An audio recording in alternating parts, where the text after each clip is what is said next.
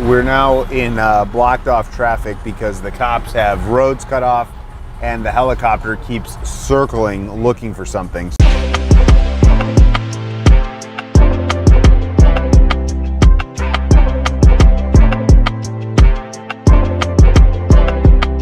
What up, vlog? We're here in sunny Los Angeles. It's 1:16 local time. Just finished up all of our work for the day, so now we're gonna enjoy the gas station. No, we're gonna go hit up some spots. I've Googled iconic sandwich shops. You know, when we were in New York a couple weeks ago, got to get to Katz's Deli, so we're gonna hit up a couple places today. Maybe answer some questions. Might be a nice little casual way. Maybe some of the questions that I get when I'm speaking and some of the questions that people often ask me about either employee engagement, the tingly feeling, Meraki, some of those topics that we talk about a lot. So we're gonna get in the red Chrysler 300. We're gonna go for a ride, find some coffee, find some sandwiches, find some tacos, woo, and catch that red eye back home.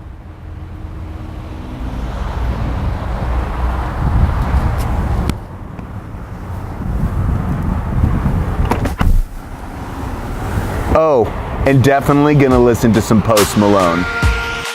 My mama calls, see you on TV, sunset shit done changed. Ever since we was on, I dreamed it all. Ever since I was young. All right, so first question is millennials. Is everything that we hear true, and what is really still going on with millennials? Question always seems to pop up because everyone still knows a millennial, still has somebody that causes frustration. So all of these things are constantly circulating. For me, we talk a lot in terms of myths, and then are those myths true? I think for me, when I look at millennials in the workforce, it comes down to this. Coming out of the Great Depression, having a job was like, that was, if you had a job. And for 20 or so years, simply having a job was the standard. And then the next generation, having a job and maybe being able to be successful and having a career and being able to stay with one company, like that became something. And then the next, it advances. It's kind of like, you know, you look at maybe men and how they are as fathers or how they even are as communicators. And if you go back multiple generations, it would not be uncommon for a grandfather or a great-grandfather to use very few words, and then for his son to use more words and show more affection, and then for his son to use more words and be more communicative and show even more affection than his father. And so I think the same type of pattern has begun to happen at the workplace. But instead of it being necessarily showing affection and communication, it has to do with the impact and power of meaning of work. But here's the really cool thing. Millennials have said, no, this is really important to me. All generations have noticed some part of them that it's like, yes, I want to have meaning and impact and purpose in my work and in my life. And so to me, it's not so much about a millennial conversation or now Gen Z is going to outnumber millennials in the next year or two, but it's a human conversation. And what's important to you from your human perspective, from your human traits, the things that are important and meaningful to you. And just because it's important and meaningful to one human being doesn't mean that it's important and meaningful to another. And so I don't love the whole millennial, Gen Z, baby boomers, 5 generation. Like, yes, these things matter and they're important, and they give us context for how to communicate better, for how to set up a leadership structure, or to think about diversity in terms of generations, thought diversity. But in reality, when we're looking at drivers and motivation, how do we get the right talent on the team? How do we keep the right talent? How do we attract the best talent from our competition, from even outside of our industry? It's focusing on that human element and how do we unleash that. So, is the millennial thing still around? Does it still matter? Totally. I mean, there are more millennials leaders now than there's ever been before, more millennial managers than ever before, so still totally relevant. Maybe not the type of conversation that we've had over the last 5 years, but still so important.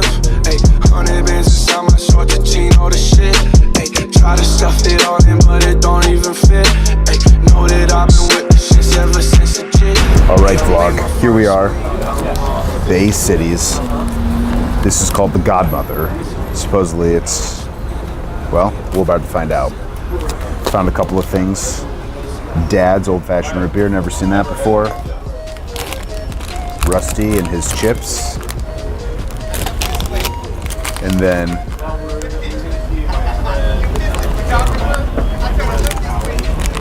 And then we got Tim's potato chips.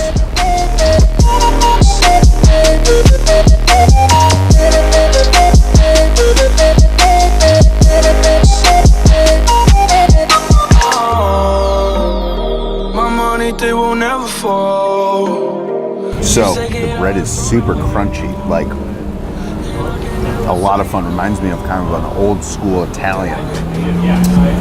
For my taste buds, maybe a lot of Italian meat going on. The peppers were interesting, but that's what I want to try it. Is this a cravey item for me? I don't know. I'll get through the whole half and I'll let you know.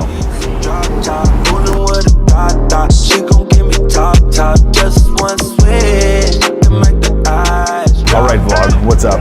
So, just made it to Phil's Coffee. Phil's Coffee. I got some mint leaves and some cardamom inside. Kind of felt like a little bit like a newbie, which is okay. Walked in and walked up to the checkout spot to order. And that's not how you're supposed to do it. You're supposed to walk up to the counter like a deli counter and order there, and then you go pay. So then we were just walking around here on Santa Monica Boulevard in Santa Monica, and we came across this here truck of delights.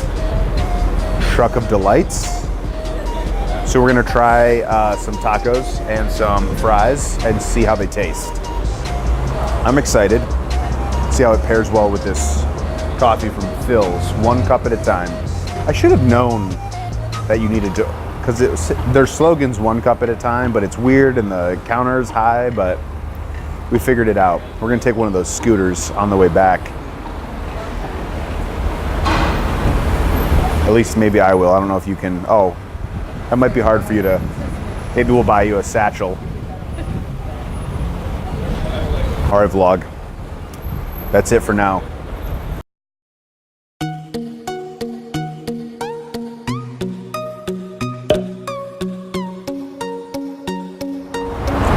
So next question is, what's the most ridiculous fact that you know? I don't know. 98% of scientists, and then fill in the blank. No. So there's this wine, Brunello de Montalcino, and it's an expensive wine, but it's actually the same grape scientifically as Chianti. And so Chianti is Sangiovese, so Sangiovese is the grape that makes Chianti the wine, because it's from the region. And then you have Brunello de Montalcino. Turns out science has been able to prove that it was actually the Sangiovese grape that was just moved earlier on. It has a little bit more of a brownish hue since the Brunello. Random information that really gets you nowhere useful in life, except for maybe at a dinner table at a fine Italian restaurant. But Brunello de Montalcino is actually Chianti, but it's much better. That's the craziest fact that I think I know.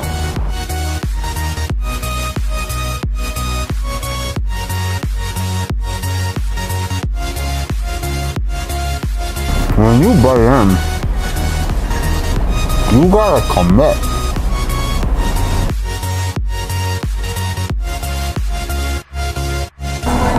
Do you have a childhood story you can think of? Joshua in the Battle of Jericho. I mean, it's like my name, so no one's actually asked this. We're just talking about the idea of story and how a story and tour buses. So like when you come to a new area and you go and see the sights, there's like some excitement to seeing the sights, but it's when you go on the tour bus and you get the story and you get that rich history and understanding. And so then it got me thinking, well, what got me excited about story? And it's a no-brainer. When I was a little kid, Joshua in the Battle of Jericho. I mean, Joshua, my name, Josh. So it was kind of like a shoe-in to be a victory, but then they walked around something 7 times and it fell down. Talk about resilience. It was definitely my favorite story. I'm saying it with such like confidence. Like I'm cocky about my favorite story. So that's my favorite childhood story. And as I was talking about it, it kind of like got me a little nostalgic. Nostalgic. But it'd be interesting for you to think about what one of your favorite childhood stories was or is, and then maybe how it impacted, how it influenced you. All right, we're stuck in traffic. We'll be back soon. I finished the second half of that sandwich, by the way. And the tacos from the taco truck, they were all right. Coffee from the coffee shop, though, really enjoyed that experience. Looking forward to coming back and doing it again sometime soon.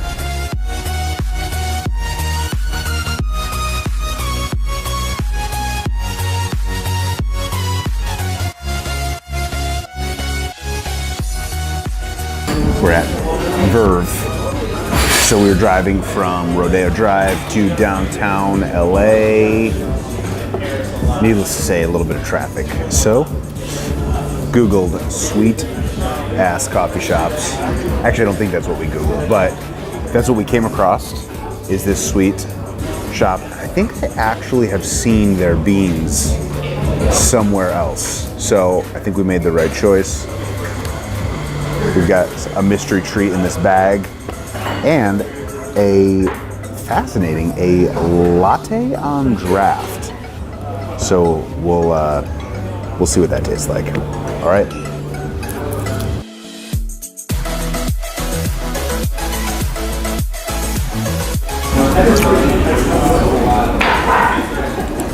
That is delicious. Went with the almond milk.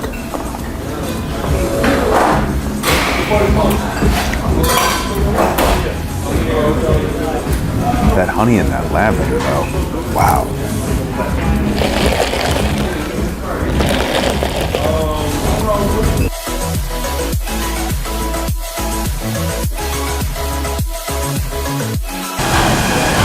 I love how you take something like ice cream and then you make it different.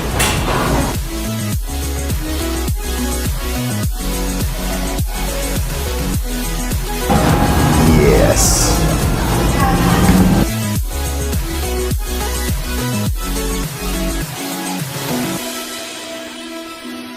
It's like 2 minutes ago it was not ice cream and now it's ice cream.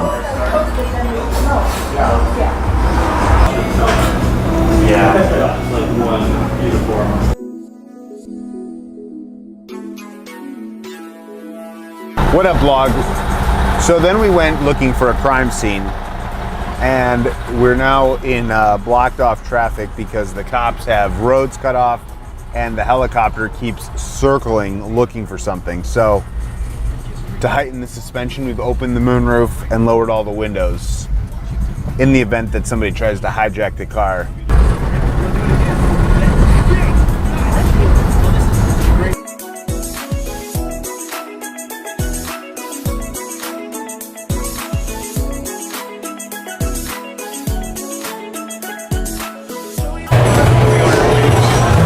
I'm gonna try it because I have no idea what it is.